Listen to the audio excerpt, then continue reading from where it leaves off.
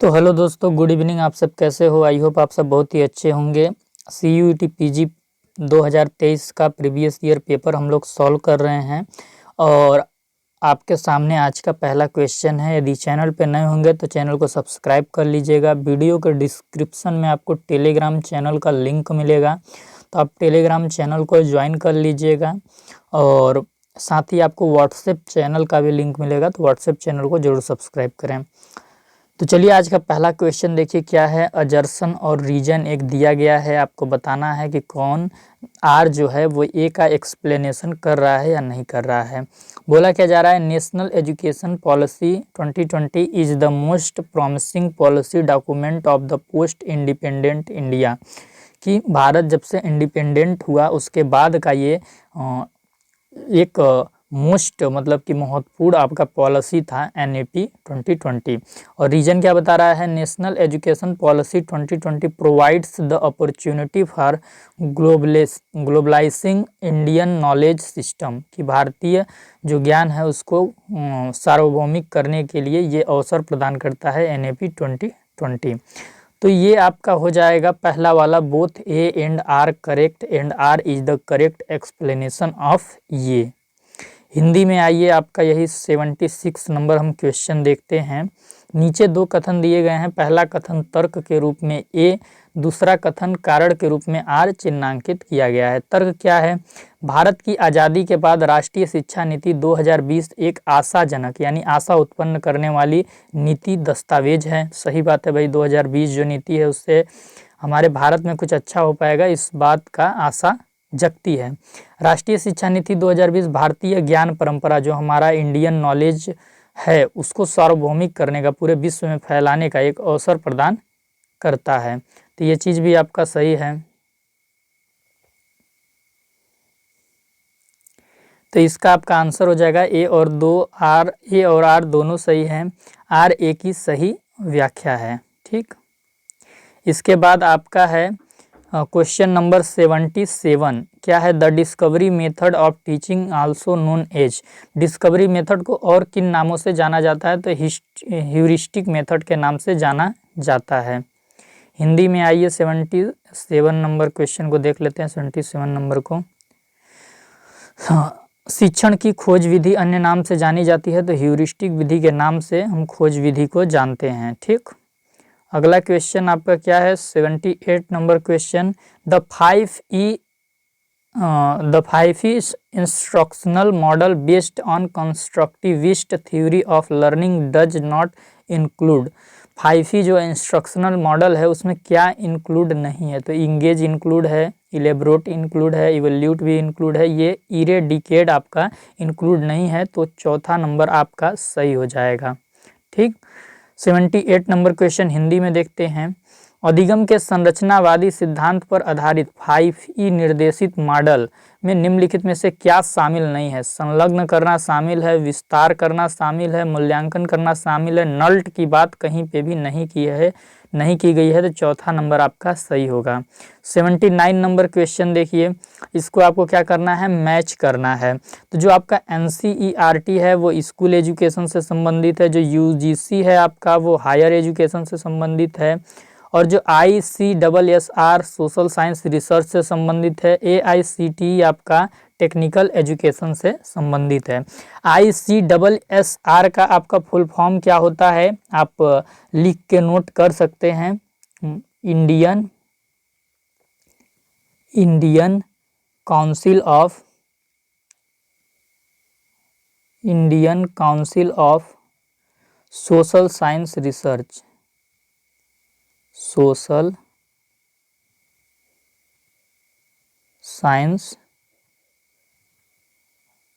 Research, ये आपके ICSSR का फुल फॉर्म है, ये लिख लीजिएगा आप, सोशल साइंस रिसर्च से संबंधित है।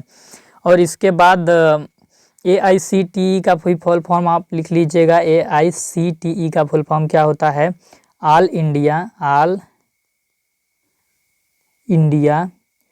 काउंसिल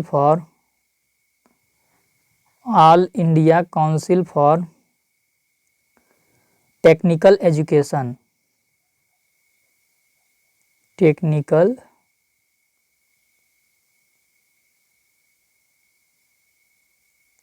एजुकेशन, ये आपका फुल फॉर्म AICTE का हो जाएगा। तो इसका जो आपका आंसर हो जाएगा वो आपका हो जाएगा ए का 4, बी का आपका 3 और सी का आपका हो जाएगा 2 और डी का हो जाएगा 1। 4 3 2 1, 4 3 2 1। तो देखिए 4 3 2 1 आपका पहले वाले नंबर पे है, 4 3 2 1। ठीक, तो ये आपका सही है। हिंदी में देखिए NCERT का फुल फॉर्म होता है national council educational research training, इस टाइप से होता है, एक बार गूगल पे सर्च कर लीजिएगा। UGC का होता है यूनिवर्सिटी ग्रांट कमीशन। तो NCERT आपका विद्यालयी शिक्षा से संबंधित है, तो ए का क्या हो जाएगा 4। UGC आपका उच्च शिक्षा से संबंधित है, यूनिवर्सिटी से संबंधित है, तो आपका बी का क्या हो जाएगा, हाँ बी का 2 हो जाएगा। एक सेकेंड, हाँ बी का आपका 2 हो जाएगा। ए का आपका हो जाएगा 4, विद्यालयी शिक्षा। UGC का हो जाएगा आपका उच्च शिक्षा। AICTE का हो जाएगा तकनीकी शिक्षा और डी का आपका हो जाएगा सामाजिक विज्ञान अनुसंधान। ठीक, 4 3 2 1, 4 3 2 1 आपका। तो इसमें जो ऑप्शन है आपका 4 3 2 1, बी का आपका 2 हो जाएगा 4, बी का आपका 2, सी का आपका AICTE है, तो ये आपका तकनीकी शिक्षा 3 और डी का 1। 4 2 3 1 होगा इसका, ठीक ना, 4 2 3 1 होगा इसका। NCERT आपका स्कूल एजुकेशन, UGC आपका हायर एजुकेशन। तो अच्छा ये देखिए ऑप्शन में थोड़ा गड़बड़ी कर दिया है, ये इंग्लिश वाला ऑप्शन आपका यहाँ पे सही है, ये हिंदी वाला ऑप्शन ना गलत कर दिया है आपका। यहाँ पे क्या होगा 4 3 2 1 होगा। ठीक, 4 3 2 1। देखिए ए का 4 स्कूल एजुकेशन, UGC का आपका हायर एजुकेशन, AICTE का टेक्निकल एजुकेशन, ICSSR का सोशल रिसर्च, 4 3 2 1। लेकिन हिंदी में क्या किया है आपका ऑप्शन गड़बड़ कर दिया है। यहाँ पे देखिए टेक्निकल एजुकेशन को दूसरे नंबर पर रख दिया, जबकि ये होना चाहिए था आपका तीसरे। ये देखिए यहाँ पे टेक्निकल एजुकेशन को दूसरे और हायर एजुकेशन को तीसरे नंबर पर रखा है, यहाँ पे थोड़ा सा ऊंच नीच कर दिया है। उच्च एजुकेशन को नीचे रखना चाहिए था और तकनीकी एजुकेशन को यहाँ रखना चाहिए था। तो मतलब आपका पहला आप इंग्लिश वाला इसमें देख लीजिएगा, ये हिंदी वाला आपका गलत तरीके से कंटेंट राइटिंग की गई है। इंग्लिश में आपका मैंने बता दिया है कौन सा होगा, इंग्लिश में आपका ये वाला होगा 4 3 2 1। ठीक, पहला वाला ऑप्शन सही है आपका। हिंदी वाला मत देखिएगा, हिंदी में थोड़ा फॉर्मेट आपका ऊपर नीचे कर दिया है और उसके हिसाब से इसमें ऑप्शन नहीं है। ठीक ना, फिर इसके बाद क्या है, the structure of education is given by NEP 2020। NEP 2020 कौन सा स्ट्रक्चर देता है, तो आपका मल्टीपल एंट्री मल्टीपल एग्जिट होगा। आप कभी भी प्रवेश ले सकते हैं, कभी भी आप स्ट्रीम को छोड़ सकते हैं, आप पे कोई पाबंदी नहीं होगी। 5+3+3+4 का फॉर्मेट को फॉलो किया गया है। 5 आपका पहले होगा जिसमें आपका फाउंडेशनल स्टेज और 1 2 होगा, 3 में आपका मिडिल और बाकी के 3 में आपका वो रहेगा, बाकी के 3 में आपका 2 3 4 और रहेगा, और इस 3 में आपका मिडिल रहेगा और ये आपका हायर एजुकेशन रहेगा। और इसके अलावा एकेडमिक बैंक ऑफ क्रेडिट्स की भी इसी में बात की गई है। तो BCD इसका सही हो जाएगा, पहला नंबर ऑप्शन आपका सही हो जाएगा BCD ओनली। हिंदी में इसे देख लीजिए क्या है, राष्ट्रीय शिक्षा नीति 2020 के द्वारा दिया गया शिक्षा के संरचना का स्वरूप क्या होगा, बहुस्तरीय प्रवेश और निर्गम। आप कभी भी जो कोर्स कर रहे हैं उसमें प्रवेश ले सकते हैं, कभी भी उससे छोड़ सकते हैं, आपको उतना का सर्टिफिकेट मिल जाएगा।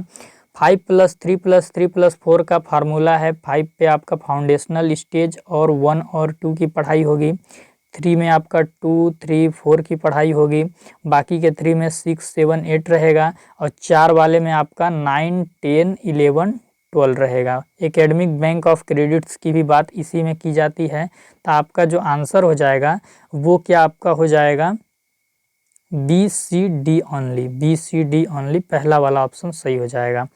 फिर इसके बाद 81 नंबर क्वेश्चन क्या है आपका, इसको आइए मैं हिंदी में करा देता हूँ। ठीक, क्या बोल रहा है, जैन दर्शन की दो मुख्य शाखाएं कौन सी हैं, तो दिगंबर और श्वेतांबर जैन दर्शन के दो मुख्य शाखाएं होती हैं।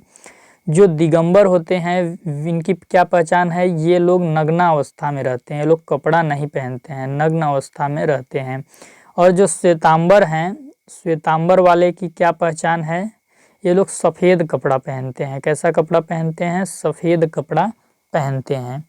ठीक, तो ये चीज़ आपको ध्यान में रखना है। तो आपका सी नंबर ऑप्शन सही हो जाएगा। ये सी मतलब दिगंबर और श्वेतांबर इसमें सही है, तो आपका इसमें ऑप्शन में क्या हो जाएगा, चौथा नंबर ऑप्शन आपका सही हो जाएगा, केवल सी। ठीक, इसके बाद 82 नंबर क्वेश्चन क्या है, शिक्षा में बदलाव का सवाल जो बुक है वो किसने रिटन की है, तो अनिल सदगोपाल जी के द्वारा लिखी गई है। दूसरा नंबर ऑप्शन आपका सही हो जाएगा। हिंदी में देखिए 82 नंबर क्वेश्चन, शिक्षा में बदलाव का सवाल लिखा गया है किसके द्वारा, तो अनिल सदगोपाल जी के द्वारा लिखा गया है। ठीक, इसके बाद 83 नंबर क्वेश्चन क्या है, टीचिंग स्टाइल किसको रेफर करती है, टीचिंग स्ट्रेटजी को और टीचिंग मेथड को। पहला नंबर ऑप्शन आपका सही हो जाएगा। 83 नंबर हिंदी में देखिए, शिक्षण शैली संबंधित है, तो शिक्षण शैली शिक्षण विधि और शिक्षण रणनीति से संबंधित होता है। ठीक, तो ये पहला आपका सही हो जाएगा। फिर इसके बाद 84 नंबर क्वेश्चन आपका क्या है, देखिए, which of the following does not belong, कौन सा बिलोंग नहीं करता है, technical scientific models of curriculum development. जो technical scientific models of curriculum development का है उससे कौन बिलोंग नहीं करता है, हिल्दा ताबा करते हैं तो गलत हो जाएगा। ये क्या लिखा है, गुडलैंड्स मॉडल भी करता है इसलिए गलत हो जाएगा। हनकिन्स डेवलपमेंटल मॉडल भी करता है इसलिए गलत हो जाएगा। एक कार्ल रोजर्स इंटरपर्सनल मॉडल आपका इससे संबंधित नहीं है क्योंकि ये नॉन टेक्निकल की बात करते हैं, non scientific model curriculum development की बात करते हैं, तो आपका पहला नंबर वाला सही हो जाएगा। ठीक, हिंदी में आइए आपका 84 नंबर क्वेश्चन हम देख लेते हैं, पाठचर्या विकास के तकनीकी वैज्ञानिक प्रतिमान से कौन सा संबंधित नहीं है, तो ये तीनों आपके संबंधित हैं, हिल्दा ताबा, गुडलैंड, हाकिनर्स का विकास प्रतिमान हो जाएगा ये, तो ये तीनों संबंधित है। लेकिन कार्ल रोजर का अंतर वैयक्तिक प्रतिमान आपका गैर वैज्ञानिक तकनीकी में आता है, गैर वैज्ञानिक तकनीकी में आता है, तो ये आपका संबंधित नहीं है, तो पहला वाला आपका सही हो जाएगा। आज का लास्ट क्वेश्चन 85 नंबर क्वेश्चन, आपको इसमें ऑर्डर करना है, मतलब अरेंज करना है इनके कालक्रम के अनुसार पे कि कौन पहले आया और कौन बाद में आया उसके अनुसार। ठीक, तो चलिए ये भी मैं आपको करा देता हूँ। इसमें मैं आपको करा देता हूँ जो मैकाले विवरण आया है आपका, पहले तो नोट कर लीजिए कब कब आया है, फिर हम लोग ऑर्डर करते हैं। ठीक, 2 फरवरी 1935 को आया है।